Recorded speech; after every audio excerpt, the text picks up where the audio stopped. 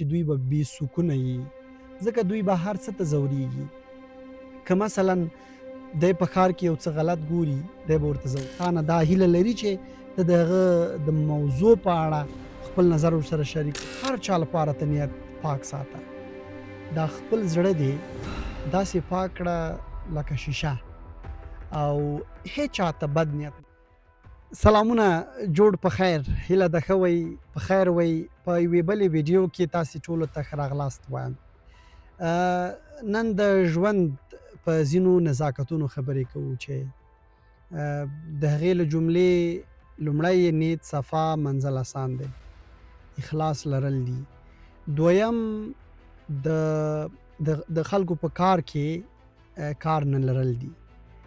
او دریم هم دا چې د خپل مسؤلیت اخیستل پکار دي. دوستانو، تاسو پوهیږئ چې مونږ په ژوند کې له ځینو کشمکشونو سره مخامخ کیږو. حتما له انسانانو سره به راکړه ورکړه لرو، تعامل به لرو. که دا ټولنه کې وي، په کورنۍ کې وي، د ملګرو ترمنځ وي، په علمي ناستو مجالسو کې وي، دفترونو کې وي، او بل هر ځای کې وي، مونږ له دغو دریو مسایلو ته لکه څه ډیر متوجه کیږو، او په کار هم ده چې پاملرنه ورته وسي. لومړی هر چا لپاره ته نیت پاک ساته.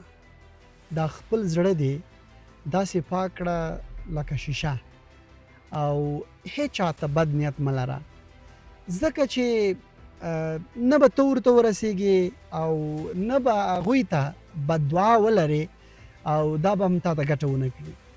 داسې ده چې که ته دا خپل زړه لکه شیشه داسې پاک وساتې، خدای جل جلاله به در سره کومک وکړي. که په ژوند کې پیاوړتیا غواړې، بریالیتوب غواړې، یا غواړې چې ښه شخصیت ولرې، اړیکې ولرې، او د ژوند چارې دې سمې ترسره سي، نو خپل نیت، خپل عقیده او خپل زړه پاک وساته، تر څو خدای پاک هم تا هغه موقع ته ورسوي، هغه څه چې غواړې، مرام دې څه ده، کوم هدف چې لرې، هغې ته دې خدای پاک ورسوي. دویم دا ده چې ته د خلکو په کار کې کار مه لره. مونږ په شاوخوا کې ګورو چې ځینې انسانان داسې هم شته چې نه یوازې دوی خپل مسؤلیتونه نه ترسره کوي، بلکې د خلکو په کار کې هم کار لري. دا یو عادت ګرځېدلی. دا نزاکت اړیکې خرابوي، مونږ له ستونزو سره مخامخ کوي، یو بل سره دا راکړې ورکړې ځنډوي، او ورځ تر بلې مونږ په یو داسې مسیر بیایي چې موږ ته ښه لوری نه رابخي، موږ ته سکون نه رابخي، او موږ منزوي کوي، او موږ د دې باعث ګرځوي چې له انسانانو ډډه وکړو، ځینې اړیکې پرېږدو، ځینې اړیکې پرېږدو، او ځینې اړیکې حتی له منځه یوسو. نو په دې خاطر چې تاسې لومړی خو د خپلو کارونو مسؤلیتونو مسؤل یاست، نه د نورو چا. دغه ډول خلک چې د خلکو په کار کې کار لري، ما یادونه وکړه چې دوی به بې سکونه وي، ځکه دوی به هر څه ته ځورېږي. که مثلا دی په ښار کې یو څه غلط ګوري، دی به ورته ځورېږي. دی په کورنۍ کې یو غلط څه ګوري، خو چاره به نه لري چې دی اصلاح کړي، ناق به ورته ځورېږي، او دا ځورېده د ده روان باندې تاثیر کوي، د ده په هغه ژوند باندې تاثیر کوي.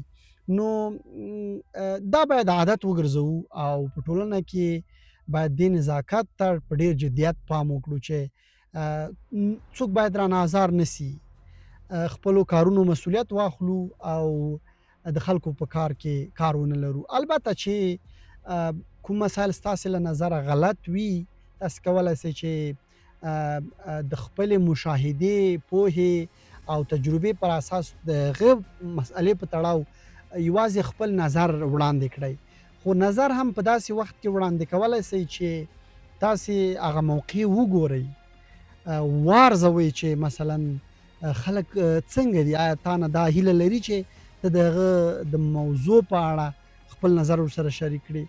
که یې نه لري، نو ولې خپل نظرونه بابیزه شریکوي، عبث شریکوي او خپل شخصیت ورسره راکموي. دریم نزاکت دا دی چې مونږ د خپلو ژمنو، د خپلو کړنو او خپلو موخو ته د رسیدو لپاره د خپلو هڅو مسؤلیت باید ومنو. کله چې یو څوک مسؤلیت راکوي یا زمونږ وظیفه څه ده یا زمونږ یوه موخه ده، د هغې لپاره خپلې هڅې کوو. په هغه مخ کې د هڅو ته د رسیدو لپاره هر ډول خنډ چې راځي، هر ډول ستونزه چې راځي، موږ باید د هغې مسؤلیت واورو. مونږ کله چې مسؤلیت پذیره وو، زمونږ شاوخوا انډیوالان مونږ ته مسؤلیتونه راکوي، مونږ نه مرسته غواړي، مونږ سره مثلا یو ډول تعامل او اړیکې زمونږ محکمیږي، کلکیږي او دا مونږ ته ښه شخصیت هم رابخي، پیاوړتیا هم رابخي، زمونږ ټولنیزتیا هم ثابتوي او دغه راز زمونږ مثلا په بازار کې، په بل ځای کې، په نورو ځایونو کې دا د باور کچه لوړوي. نو څومره مهمه ده چې مونږ خپله د خپلو مسؤلیتونو مسؤلیت واخلو، ویې منو چې مثلا د دغو کړنو مسؤلیت زما په غاړه وو. دا که مثبت اړخ وي او که منفي اړخ وي، په دواړو اړخونو کې مونږ باید پاملرنه وکړو او خپل مسؤلیت ومنو. نه دا چې موږ مثلا په ښو کارونو کې کوم کارونه چې زموږ اړوند دي موږ ځان پورته کړو او ووایو چې والا دا کار ما ترسره کړی وو، نو مسؤلیت هم زه اخلم او یعنی مطلب کریډټ باید ما ته راکړل شي. سربیره په دې چې دا کار به کوو، موږ هغه وخت هم باید مسؤلیت واخلو چې یوه ستونزه را مطرح سوې وي، یو جنجال جوړ سوی وي، ځکه موږ باید مجادله وکړو، موږ باید د خپلو افکارو، د خپل شخصیت او د خپل شتون استازولي وکړو او په کلکه باید دفاع وکړو که هغه هر حالت وي. دوستانو کله چې دغه درې نزاکتونو ته پام وسي، نو موږ به په ټولنه کې یو ښه نوم ولرو، یو ښه کرکټر به ثابت سو، اړیکې به مو پراخې سي او د ژوند کړنې به مو هم ښې ترسره کیږي. تر بیا ښه وخت.